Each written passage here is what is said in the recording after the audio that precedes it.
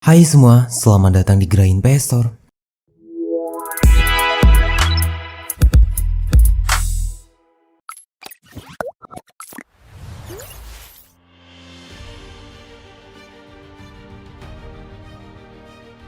Ada banyak orang yang menganggap bahwa dalam bisnis keluarga itu, generasi pertama membangun, generasi kedua menikmati, dan generasi ketiga menghancurkan. Orang Skotlandia berkata, "The father buy, the son build, the grandchild sell, and his son big." Ayah membeli, anak membangun, cucu menjual, dan cicit mengemis. Bahkan di Italia, ada pepatah, "Del stel el stel e ritorno." Dari miskin menjadi kaya dan kembali lagi. Pertanyaannya, benarkah demikian? Bagaimana perannya? Apakah itu mungkin terjadi? Mungkin beberapa dari Anda akan menjawab, tentu saja mungkin. Dalam narasi trilogi film The Good Father, bahkan jika kita cermati, generasi kedua yakni Michael Corleone harus berjuang luar biasa untuk memastikan bisnis tetap berjalan sampai keturunannya kelak memegang kendali.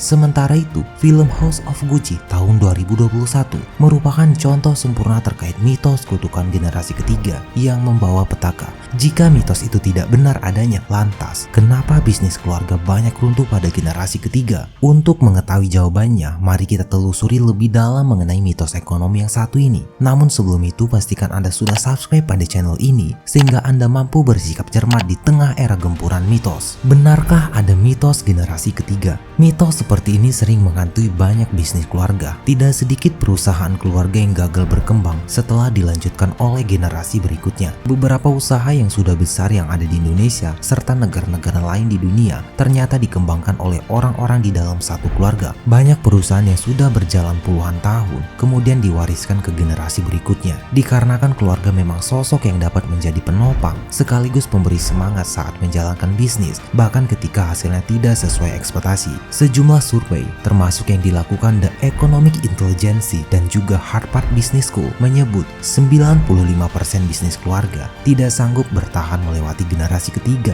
Dengan kata lain, bisnis hanya berjalan sampai sang cucu pendiri dewasa. Pada praktiknya, bisnis keluarga banyak yang dijalankan turun-temurun dari satu generasi ke generasi berikutnya. Awalnya, sang pendiri yang merupakan generasi pertama mengendalikan bisnis tersebut. Waktu berlalu dan ketika saatnya tiba, bisnis diwariskan kepada anaknya, lalu cucunya, dan seterusnya. Survei pada pakar ekonomi di paragraf pertama agaknya menegaskan mitos kutukan yang selama ini menyebut bahwa bisnis warisan keluarga hanya bertahan sampai generasi ketiga. Setuju ya? Mitos itu begitu populer di dunia. Bahkan sejumlah bangsa mengabdikannya dalam pepatah. Pepatah lama Inggris menyebut, "Clock to clock is only 3 generation." Bakyak hanya bertahan 3 generasi. Pepatah itu menerangkan bahwa daya ubah yang dibutuhkan untuk mengangkat status sosial dan ekonomi seseorang dari kemiskinan akan terhenti di generasi ketiga, sehingga keberhasilan tidak dapat dipertahankan. Orang Skotlandia berkata, "The father buy, the son build, the grandchild sell, and his son big." Ayah membeli, anak membangun, cucu menjual, dan cicit mengemis. Di Italia ada pepatah, "Del stel el stel e ritorno."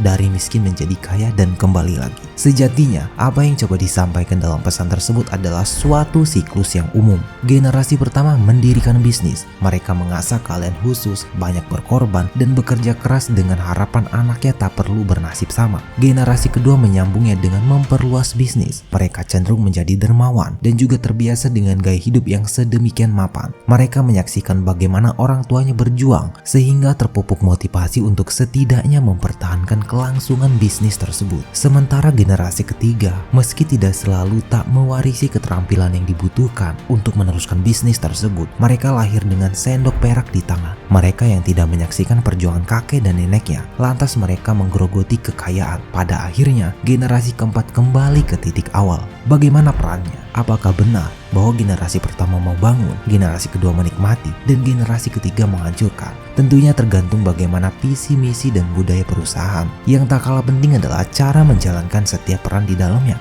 Di tangan generasi kedua, pengelolaan dan gaya kepemimpinan mulai berubah menjadi lebih sistematis dan juga profesional. Orang yang menggantikan pendiri perusahaan harus mau berkembang dari level bawah, mau terjun langsung menangani hal-hal kecil, dan tidak langsung menduduki posisi tinggi di dalam perusahaan tanpa proses. Kemampuan pewaris bisnis itu bisa didapat dari pendidikan formal maupun melalui praktik langsung. Selain itu, aspek yang harus dimiliki oleh generasi kedua seperti kompetensi, kepemimpinan, peran mentor, visi misi, dan juga budaya perusahaan. Dengan bekal yang dimiliki, generasi kedua seharusnya bisa meneruskan estafet kepemimpinannya dan juga menyukseskan bisnis keluarga. Apakah mitos generasi ketiga mungkin terjadi? Contoh sederhananya bisa kita lihat dalam narasi trilogi film The Good Father. Bahkan jika kita cermati generasi kedua, yaitu Michael Corleone, harus berjuang luar biasa untuk memastikan bisnis tetap berjalan sampai keturunannya tetap kelak memegang kendali. Sementara itu, film House of Gucci tahun 2021 adalah contoh yang sempurna terkait mitos kutukan generasi ketiga yang membawa petaka. Bahkan filmnya menelanjangi intrinsik panjang di tubuh keluarga Gucci dalam mengelola merek mewah asal Florensi itu. Film inilah yang mendorong lahirnya tulisan ini dalam karya sastra. Kisah soal kutukan generasi ketiga ditulis pengarang peraih Nobel, yakni Thomas Mann dalam novelnya Baden-Brug, Verhaal Einer Family yang terbit tahun 1901. Haruskah kita percaya? Tidak selalu. Harvard Business School melengkapi risetnya dengan menyimpulkan bahwa dari 100% generasi pertama yang memulai bisnis, hanya 30% yang sukses. Dari 30% itu hanya 13% yang berhasil diteruskan oleh generasi kedua. Sementara dari 13% tersebut, hanya 5% yang dilanjutkan generasi ketiga. Artinya, setiap generasi punya probabilitas kegagalan yang hampir serupa, dan memang demikianlah hukum alamnya. Meski kutukan generasi ketiga kerap dijadikan landasan oleh akademisi, ada banyak bukti yang mematahkannya. Jika harus menyebut sejumlah perusahaan yang bertahan melewati generasi ketiga, di Indonesia ada Sinarmas, Ciputra, Kala, Lipo, dan juga Jarum. Di luar negeri ada merek-merek ternama seperti Toyota dan juga Mitsubishi atau Kongogumi, perusahaan konstruksi yang bertahan hingga 1400 tahun. Artinya bukan kutukan generasi ketiga yang menjadi penyebab runtuhnya bisnis keluarga, namun dikarenakan generasi ketiga tidak ingin mewarisi bisnis keluarga, terutama yang skalanya kecil dan menengah. Mereka lebih berhasrat untuk berwirausaha. Kenapa bisnis keluarga runtuh pada generasi ketiga? Yang pertama, tidak ada transisi bisnis. Ketika bisnis mengalami pertumbuhan di tahap awal, ramuan yang ada dibuat untuk memenangkan star menjadi ramuan bencana. Di sini para pengusaha sering membuat kesalahan besar, seperti yang dikatakan oleh Bill Gates, sukses adalah guru yang buruk yang menggoda orang cerdas untuk berpikir bahwa mereka tidak bisa kalah. Orang cerdas pun bisa mengalami kekalahan, dan setiap hari banyak terjadi pada pengusaha. Kuncinya adalah dengan memahami daur hidup bisnis dan bagaimana bergerak dari satu tahapan daur hidup ke tahapan berikutnya. Transisi adalah bagian alami dari proses. Perusahaan yang berekspansi dengan cepat dapat mengembangkan infrastrukturnya dengan cepat pula. Tiba-tiba ada gaya manajemen informal yang sebelumnya bekerja dengan baik di awal tidak lagi sesuai dengan pekerjaan yang dilakukan. Infrastruktur organisasi yang ada tidak dapat mendukung tahap pertumbuhan selanjutnya, dan terjadilah yang namanya penurunan. Kenyataannya, pertumbuhan yang cepat dan ekspansi tempat adalah sumber yang luar biasa. Gap antara infrastruktur yang akan Anda perlukan yang telah disusun menjadi bukti yang menyakitkan. Jika bisnis Anda harus berhasil, Anda memerlukan sistem dan proses yang akan menstabilkan perusahaan Anda dan mendukung pertumbuhan di masa mendatang. Inilah yang menjadi alasan mengapa strategi transisi yang terencana dengan baik begitu penting. Kedua, tidak ada warisan ilmu. Banyak keluarga yang meneruskan bisnis keluarga tanpa mewariskan pengetahuan dan keterampilan yang dibutuhkan untuk menjaga roda bisnis bergulir.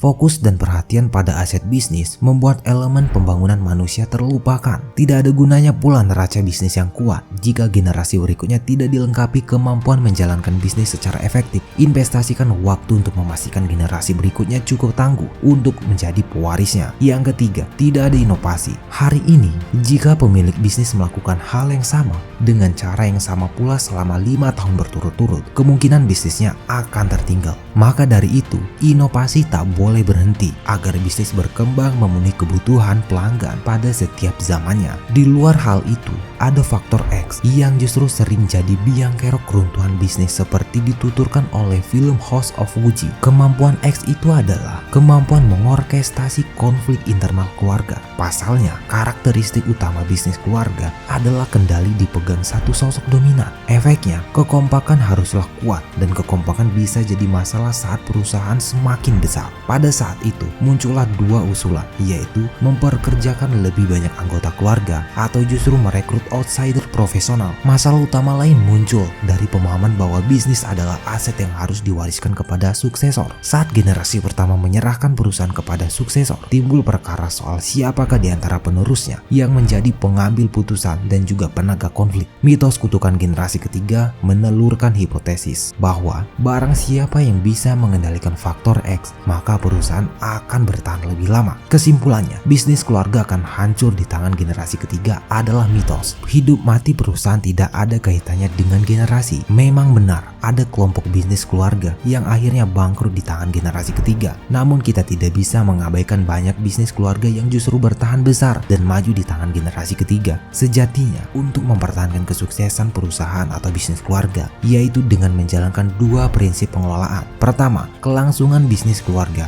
terletak pada bagaimana pewarisnya mengetahui dan mempertahankan value perusahaan yang dibangun para pendirinya. Yang kedua, menjaga bisnis keluarga juga tidak harus terjebak dalam emosional dan romantisme masa lalu. Tidak semua warisan itu bersifat keramat atau tidak bisa diubah. Kalau memang baik dipertahankan, kalau buruk harus diubah. Semoga pembahasan tadi bisa menambah wawasan dan pengetahuan Anda, wahai para manusia berkualitas. Saya ucapkan terima kasih dan sampai bertemu di video selanjutnya.